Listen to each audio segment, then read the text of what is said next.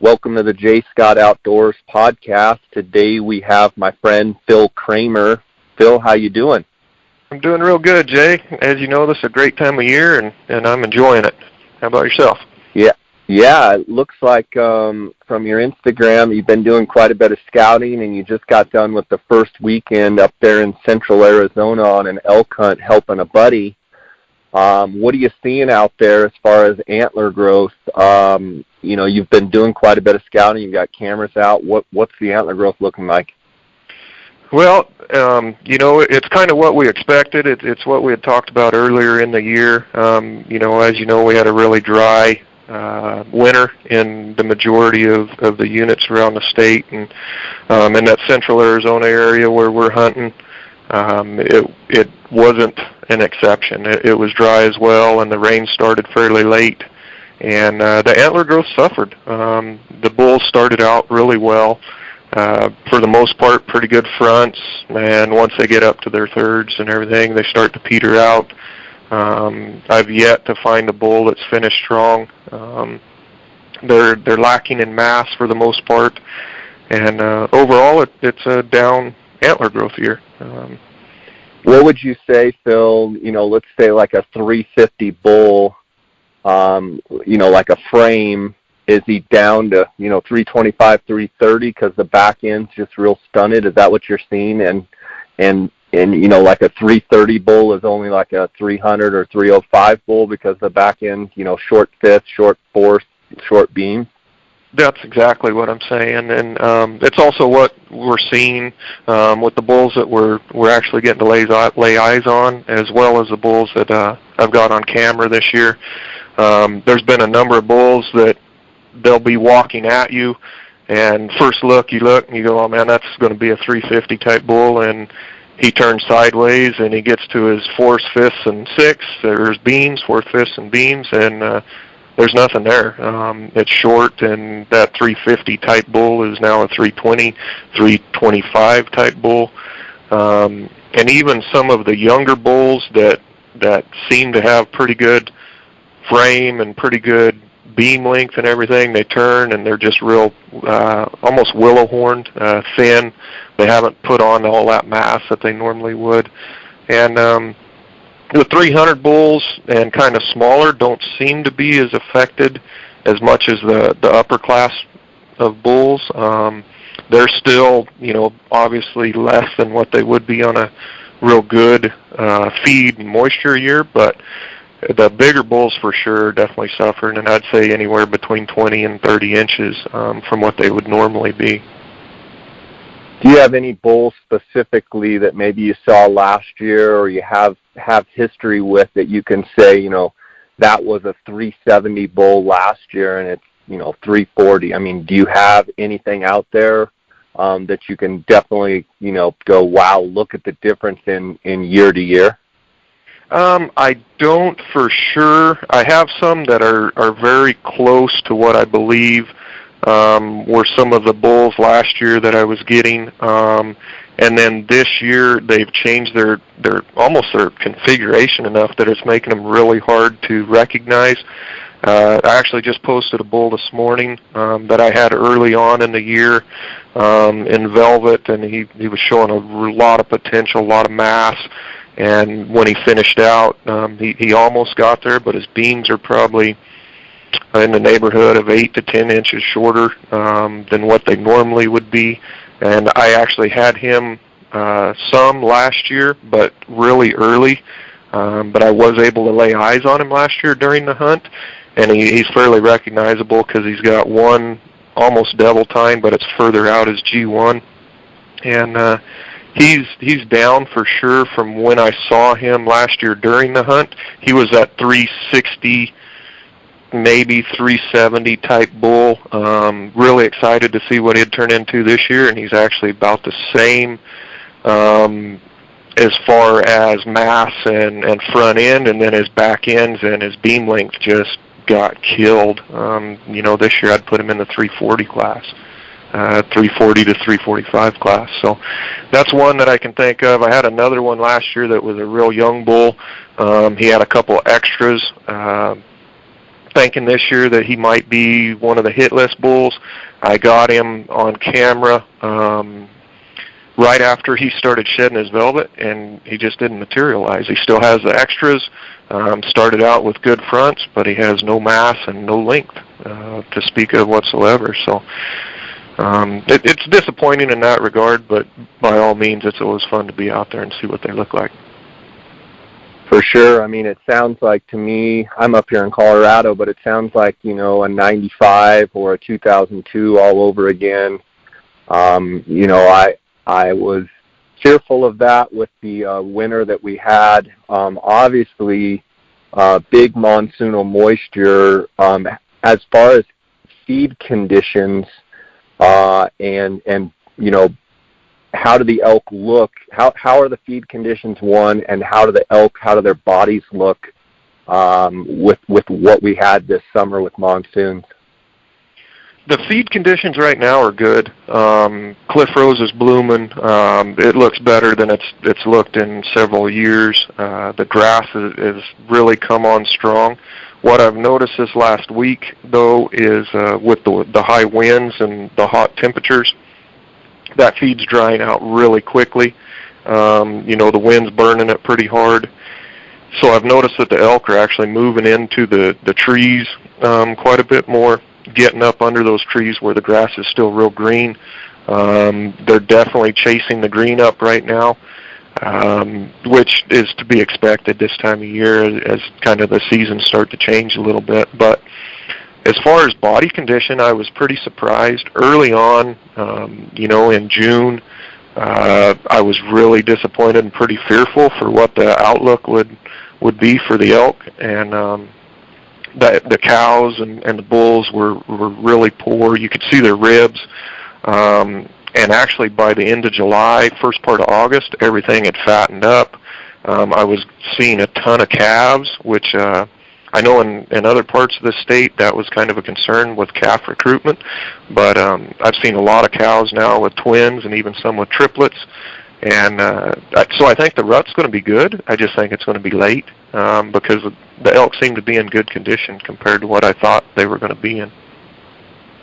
That's good. Yeah, that moves on to kind of the bugling report. You know, up there for the first weekend, I know there's a lot of guys that are headed back up the hill today.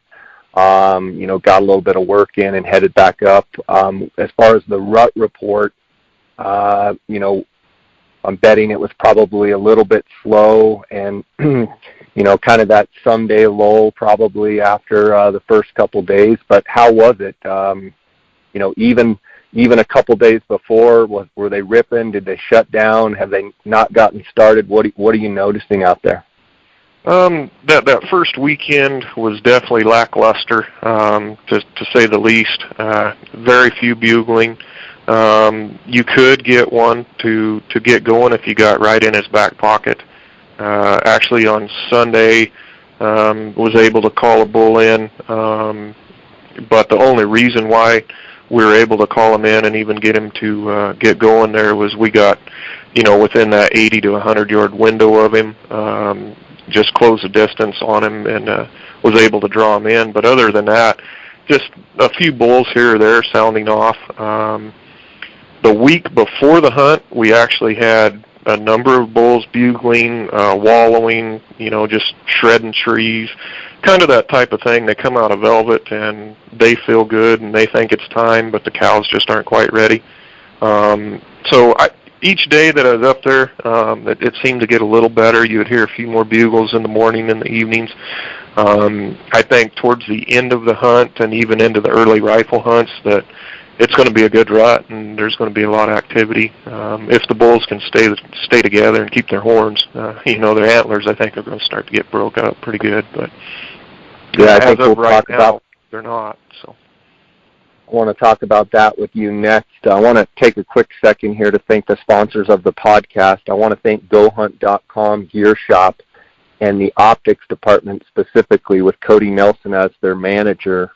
Cody is the optics authority. He is the optics manager at GoHunt.com Gear Shop. If you have any optical needs, binos, spotting scopes, tripods, rifle scopes, give Cody a call at 847-8747. That's extension 2. He hasn't worked his way up the ladder yet to be the extension 1, so make sure you put extension 2.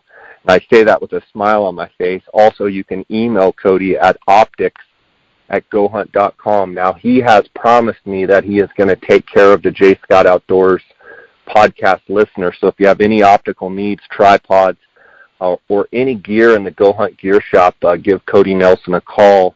I want to thank them for their sponsorship. I also want to thank Coues.com, Kuiu.com. Phil, I know you're a big supporter of Coues. I got a kick out of your text the other day. You said even down to the skivvies, and I smiled at that. We're all still mourning the loss of the founder, Jason Hairston, the founder of Coues. But I appreciate all of the Coues Nation and all of the support that I've gotten, and I appreciate all of the texts and emails, direct messages, and what have you. But I've really appreciated Coues' sponsorship of this podcast, and I support that company.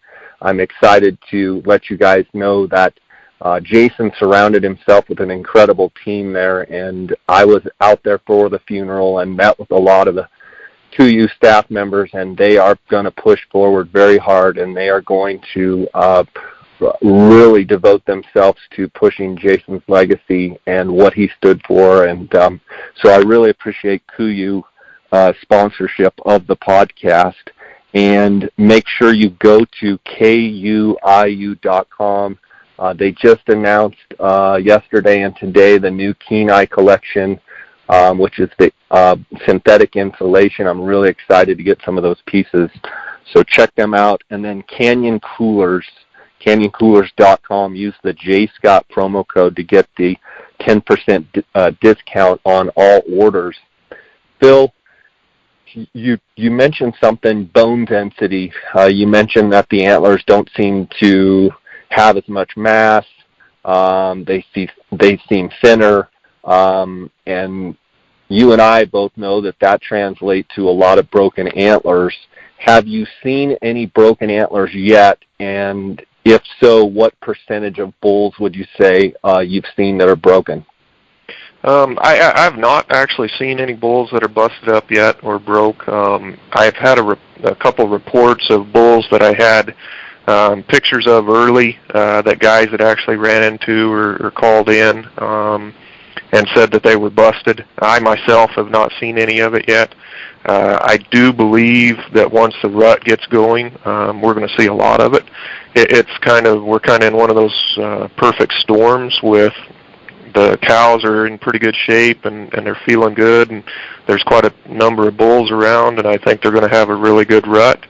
But given the conditions early on, as you just mentioned, the density of the antlers is not what it normally would be, and I think we're going to see a lot of broken bulls in those later hunts and the rifle hunts and so on and so forth. So I hope I'm wrong on that, but I definitely see a lot of broken bulls coming here shortly. So. Yeah, it's one of those things when you kind of have a rut that, it's a little slow to start, and then it's going to probably heat up here over the next week or so. They're going to really get after it and start fighting, and all of a sudden it's crazy. You've seen it, Phil, where you're just, you don't see any broken bulls, and then all of a sudden in a matter of a day or two, 75-80% of the bulls have some sort of broken point. And it's just something on years like this where, you have those dry winters, and they just don't grow the bone density, and I think you see way more broken points, on years like this. Do you think, for hunters out there listening, you've done this enough, hunted Arizona your whole life for elk and such, is there any strategy change or mental change that you go into? Obviously, you don't have a tag, but your buddy has a tag. On a year like this, you still have the tag, you're hunting, how do you prepare yourself mentally? What's going through your head on a year like this? Well, it's something that a guy definitely has to take into consideration, especially as on these early hunts, it can get to be quite the grind. So preparing mentally is so important. And what we've done is actually taken kind of an inventory of what we've seen and compared it to what we've seen in years past. And we know, realistically speaking, we're not going to be necessarily holding out for that 390, 400 type bull.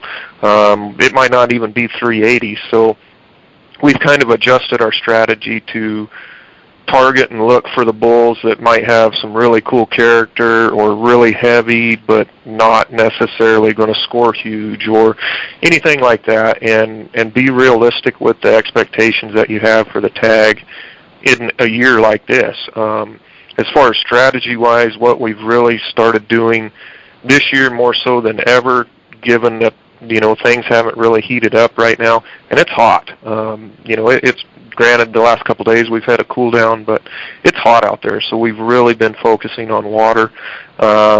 We've really been basically letting our optics do the work, trying to penetrate areas that normally we would be out there sneaking and going through and really snooping and pooping through the woods. We've actually gotten way back and tried to look into it from afar.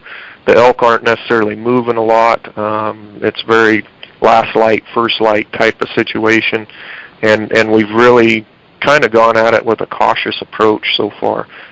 We believe that each day is going to get a little better, and I think it's just a matter of time to be in the right place at the right time, and it's going to get kicking, and it's going to have that type of morning or an evening that you dream of, as an archery elk hunter, that everything's screaming, and no matter how bad you try and mess it up, you just can't. It just all goes right. So that's kind of the mentality that we have right now, and that we've been really trying to make sure we carry through the hunt. Don't get frustrated. That grind can get long, and the days can get long, and just got to stay with it, knowing that better times are ahead. And if it happens, it happens, and if it doesn't, you enjoy every minute that you're out there, because we're lucky to be able to do it. So.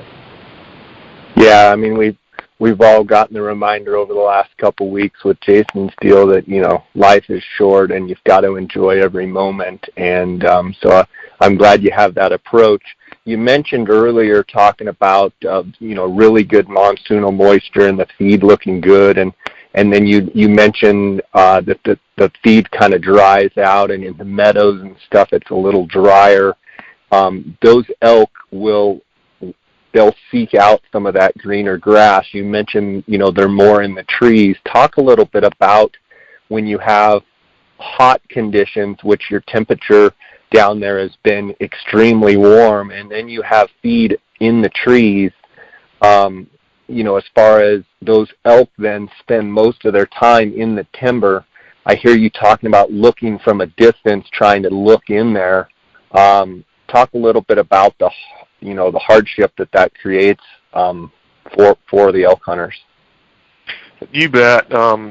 Typically this time of year, those elk are in the timber, and then as it starts to cool off in the afternoons, they'll come out in those meadows and those big valleys, and they'll feed because the grass is good and it's tender, and they're out there messing around, and that way, they want to be in the open this time of year too, but the way that the feed's been drying out, it's really been limiting them to where they're not coming out in those open valleys and those open meadows. They're actually staying up in the timber, because the timber actually protects that green grass from the wind and the sun and the basically brutal summer-like elements we have going on right now. So what it does, it actually makes it really hard on us to get a good look at some of these bulls that we're trying to see, because they are in the timber.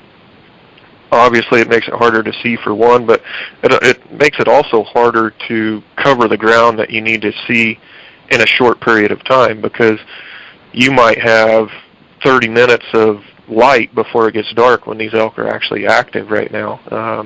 We've seen it on our trail cameras as well as out there glassing, that they're just not getting out of the bed until well after the sun's down, because it is so hot. And then you compile that with being in the timber and not coming out in the open, and it really makes it hard to get eyes on these elk without getting in there and trying to get right up next to them and have that chance of bumping them. So it's definitely a challenge. We've been focusing on water at night, just for for the fact that it is so hot and the elk are pounding it. And the majority of the elk are coming in after the sun's already gone and everything, so that last 20 to 30 minutes of light's when all the action seems to happen. So it makes for long days, going around checking sign in the middle of the day, and then you have that magic hour, which turns into about 30 minutes, and do the best you can. So we've talked about before on prior podcasts, we've talked about trail cameras a lot with Coues deer and the use that you have for them in Arizona, not only Arizona, but in Mexico on some of the ranches you hunt for Coues deer. I was curious from a camera setting here at the Ot6 Ranch. We run those stealth cam cameras, and I'm curious on your water tanks if you run custom settings, if you run video, do you burst shot, how many seconds, and maybe how that would differ. What is your elk strategy for running cameras, there in Arizona?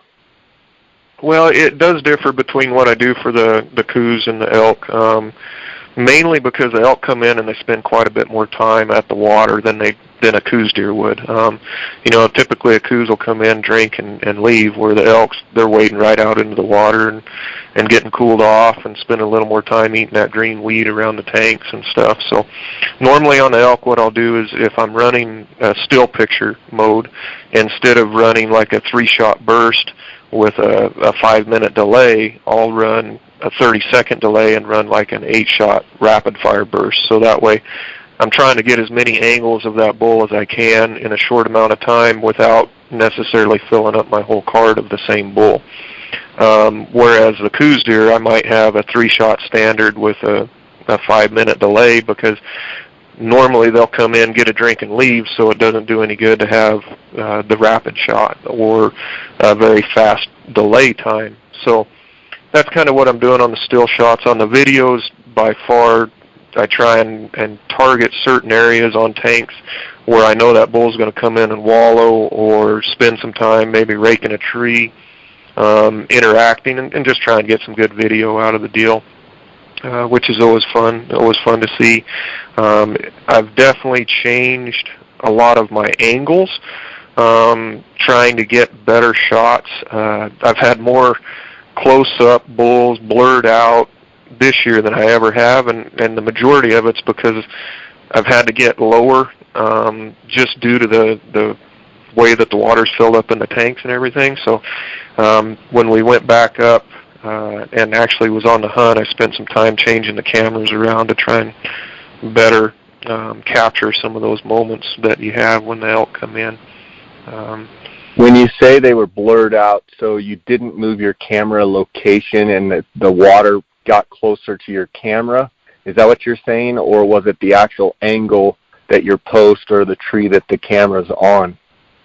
So the majority of it is as the rains came, the water filled up, which put the elk then right next to the camera instead of that 10 to 15 foot range. So I had to change the angles because they were just so close to the camera then, due to where the water was.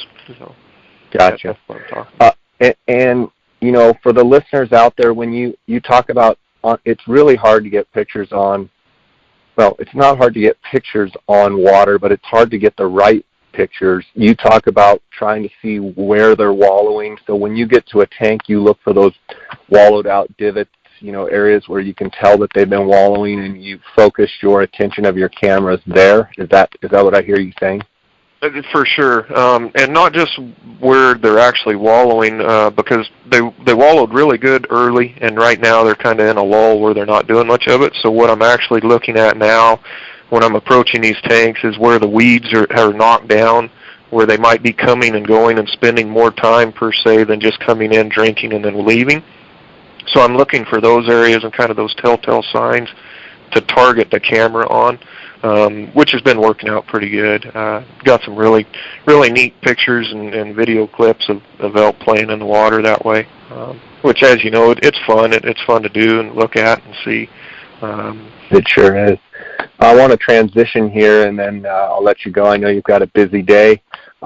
You did quite a bit, like always, archery deer hunting in Arizona, and had some great pictures of bucks. I'm curious, the conditions of the Coues deer, antler growth? Does it seem to be normal? Does it seem to be below or above average? And talk a little bit about your season that you had. The Coues deer, I don't believe the drought affects them near as bad as far as on antler growth as mule deer, elk. What I've seen this year is, I would say, every bit as good as any other year, and maybe just a touch better. I've had some young bucks that really blew up this year. I wasn't expecting it. What I did notice was everything was really late. I ran a bunch of cameras in southern Arizona, and all the way up until like August 1st, I was really disappointed in the antler growth. I was like, man, there's just nothing here. And then from like the 10th of August all the way up until the 24th, 26th of August is when the deer really put on the inches. I mean, it's like they were behind by about 2 weeks from what they normally are. And that could be due to the really dry summer, and their development and everything was a little behind. But then they just absolutely put on the inches, and I was really pleasantly surprised with some of the bucks, the way they turned out, the way they finished out, some of the extras they put on this year that they didn't have last year. Coues deer are a lot more habitual than the elk, so I get a lot more history with them from year to year. And it just turned out to be one of the better years that I've had running cameras early. There were a couple bucks that I was hunting specifically. I spent 5 days or so off and on down there for the first couple weeks before I had to get back up to elk country. And I wasn't able to close the deal on them. I missed one really good opportunity. I'd been sitting there for 4 days straight, 13, 14 hours in a blind. One of my target bucks came in, shot right over his back, just deflated me, took the wind right out of my sails. But we've had it happen. That's part of hunting, and it was definitely a humbling reminder that just because he comes in doesn't mean the deal's done. So I still have to execute. But it was a good time, a good hunt. I took a couple of my buddies down, my cousin and had another friend of mine. They both killed bucks the first morning, and then another buck the second morning. They were really happy with them. I was happy for them. And what I really have to look forward to now is I have one real big non-typical that I was really trying to get with my bow. I wasn't able to get it done, but my daughter has a youth tag, rifle tag in that same unit, and it's coming up here in a couple weeks. So we've got a game plan together, and we're going to go in there, and she said that's the buck she wants. So kind of like her dad, we'll see what happens and see if she can make it work. But if not, we probably won't be getting one. Yeah, because she usually, once she sets her mind on something, it's either that buck or nothing. Well, that sounds awesome. I'm glad you're going to get to spend some time with her. That's fantastic. Yeah, what about Mexico? Are you running a string of cameras there yet, or will you wait to go down kind of after the fall Arizona season? I'm doing everything I can to not go down right now just because there's so much else going on. But my partner in that venture down there, he's going to make a trip here in October, go down, set just a minimal amount of cameras, probably 20 or 30, on targeting specific drinkers that we normally don't target. We're looking for a couple of bucks that we were not able to pick up last year that we had the year before.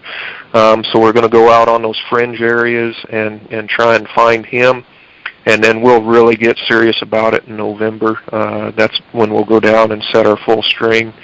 We'll probably be running 100 to 150 cameras by the end of November. So looking forward to it.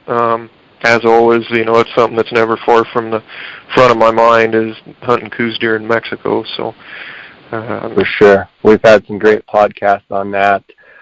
Phil, refresh me on the changes or the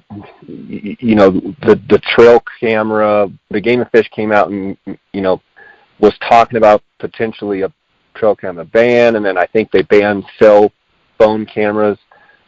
One question is, did they ban cell phone cameras in Arizona, and do you know when that goes into effect? And then from what I remember, they just kind of tabled the trail camera thing, which I think is a great thing myself. What do you know? Because I'm a little fuzzy on it. They did table the trail camera ban on water. That was, at first they were looking at trail cam ban in general, and then it was trail cam ban on water within a quarter mile of a water source. They did table that. They did, if I remember correctly, and I hope I don't give anyone false information here, but the way I remember it and the way I interpret it, they did end up banning the use of cell cams, in other words, a camera that will send a picture directly to your cell phone or your tablet. But I don't believe that takes effect until, I want to say, early next year. Okay.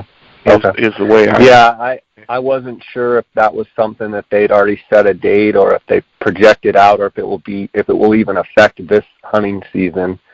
And you know, I think we've talked about it before. Us as sportsmen, we've got to get together and in some of the problem areas, figure out the best solution, because it would be sure a shame, you know, guys like yourself that are running cameras in completely obscure units, you know, completely out of the way, never seen another person, you know, just a random camera here and there, you know, not affecting anybody's hunt. It just seems like, you know, banning that, the joy and excitement of being able to you know, enjoy the outdoors by putting cameras out and not hurting or affecting anybody's hunt. It seems like it'd be a shame to me, as well as others. Phil, I really appreciate you spending time with us today. I want to give you a chance. Well, first of all, everybody should check out Phil's Instagram, Cramer Hunt on Instagram. That's with a C. I'll also link it up in the show notes. But just wanting to know if you have any concluding thoughts, or you know, anything that we missed, or any advice or tips or anything that you want to say in conclusion here. Oh, Jay, I appreciate the opportunity to come on and talk. I always enjoy talking with you on or off the podcast, and it's always a good time. I do agree, you know, that I think it'd be a real shame to just make an out-and-out ban on trail cameras. I mean, I get a lot of enjoyment out of looking at the pictures and sharing the pictures, and with a little common sense and a little common courtesy amongst us as hunters, to when you go in and check cameras, or you know, when you're out there and running into other people and ranchers and everything, I think we could prevent any issues really just by working together, and then we're not going to ruin it for the whole crowd and everybody. You know, a lot of people think that just because you have pictures of an animal means you can go in and kill it. And for anyone that believes that, I think you need to go try it a time or two, because it normally doesn't work that way. You get more enjoyment out of it, and more of an inventory, so to speak, on what's in the area and what the animals are doing. And I really hope that they don't do that. I think with a little thought into the subject that we can prevent it. But we'll see how it goes, and obviously hope for the best and work together and strive for it. So I just, you know, I think everyone out there needs to enjoy what they have, because as we all know, especially from recent events, you never know when you won't have it anymore, when it might be gone. And that's just really hit home to me this year, more than ever. Is I'm very blessed for what I do. I'm blessed for the friends and family I have, and I'm blessed to be able to chase the great animals that the Lord has put on this earth for us. So just enjoy it. Don't take it for granted. Awesome, man. Well, thanks for coming on. Thanks for sharing. Look forward to watching your progress on Instagram, and hoping that you guys get a big old bull, and then hoping that you and your daughter have a great hunt in Arizona there for Coues deer. So we'll probably be chatting again before Coues deer season. I know people get a lot of value out of listening to you, and just appreciate your time, okay? Okay, Jay, I appreciate it, and good luck, and be safe up there in Colorado, buddy. All right, buddy. Take care. God bless.